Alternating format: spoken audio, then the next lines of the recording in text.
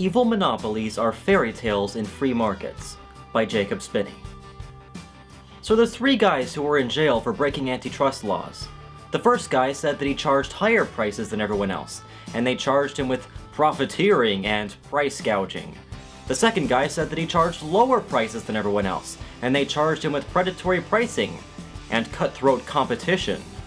And the third guy said that he charged the same price as everyone else, and they charged him with collusion and cartelization.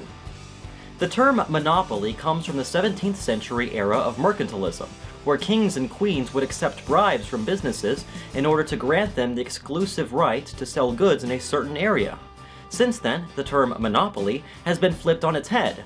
Rather than the state being the entity granting monopoly privileges, it is now believed that the free market is what creates monopolies, and it's the state that needs to stop such monopolies from forming. But what is to stop monopolies from forming in free markets? Consumer choice is what stops monopolies from forming. The only time a monopoly would form is if consumers wanted it to.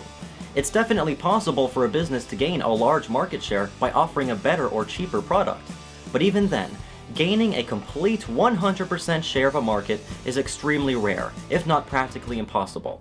The only times such instances seem to happen is in a free market is when a business comes out with a new invention that opens up a whole new market. But such a monopoly is extremely temporary, as it's only a matter of time before competition comes along.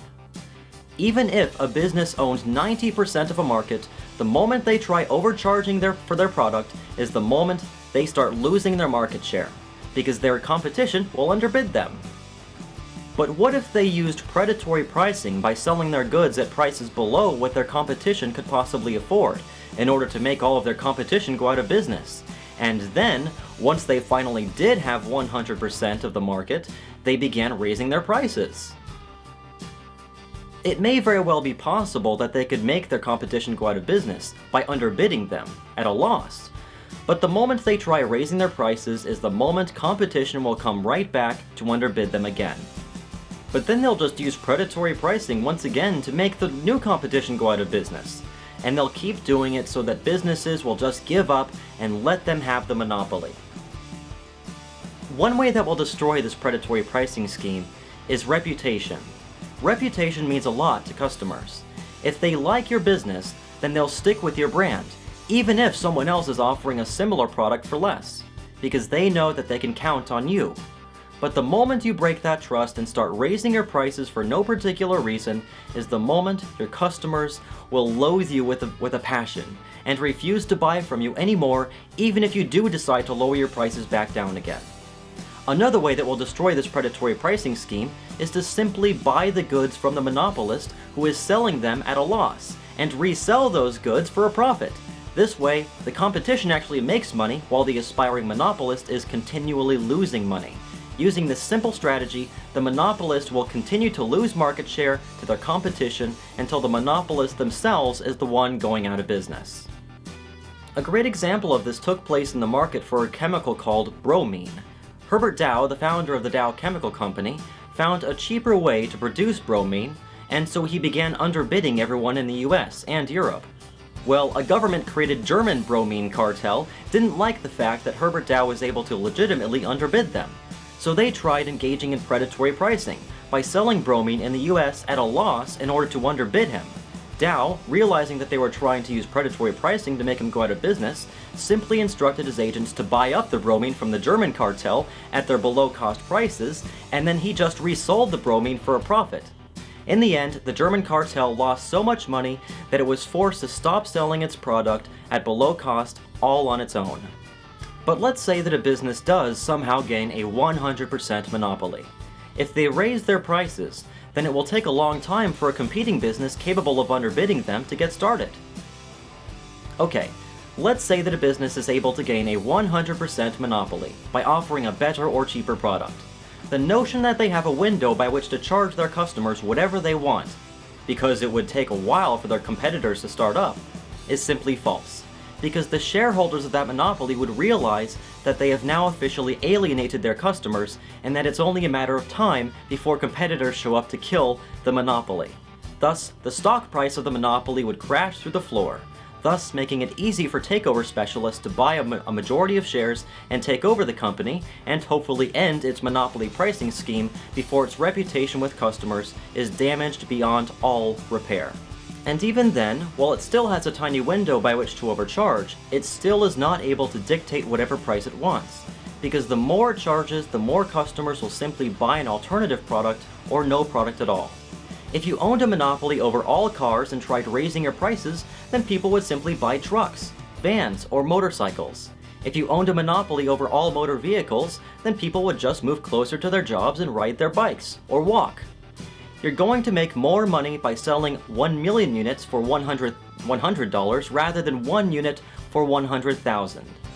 So even when you're not constrained by competition in the short term, you are still constrained by the laws of supply and demand.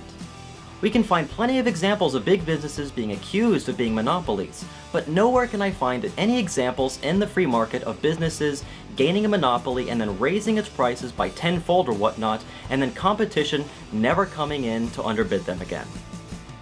Standard Oil is a poster child of the evil monopolies formed by the free market, yet at its height it only had 90% of the refined petroleum market, and no one can accuse it of ever charging monopoly prices, because in 1869, before Standard Oil, the price of refined oil was 30 cents per gallon. Yet by 1897, thanks to Standard Oil, the price dropped to just 5.9 cents per gallon. That's a reduction in price of over 80%. Please, show me the free market monopoly that has caused prices to increase fivefold rather than decrease fivefold. I'm not able to find a single example of this, but it's easy to find plenty of examples of government-created monopolies that raise their prices. When the government outlaws competition, then monopolies finally can raise their prices without having to worry about losing its market share. It's no coincidence that the prices of prescription drugs in the US are amazingly inflated, and that the American Medical Association has the government-granted monopoly of being the exclusive prescribers of prescription drugs. Different cities have created cartels in taxicab industries as well. In New York City, for example, only 11,797 taxicabs have been permitted by law to operate in New York City, ever since World War II. New York City is forcefully keeping the number of taxicabs low so that the existing taxicabs can massively raise their prices.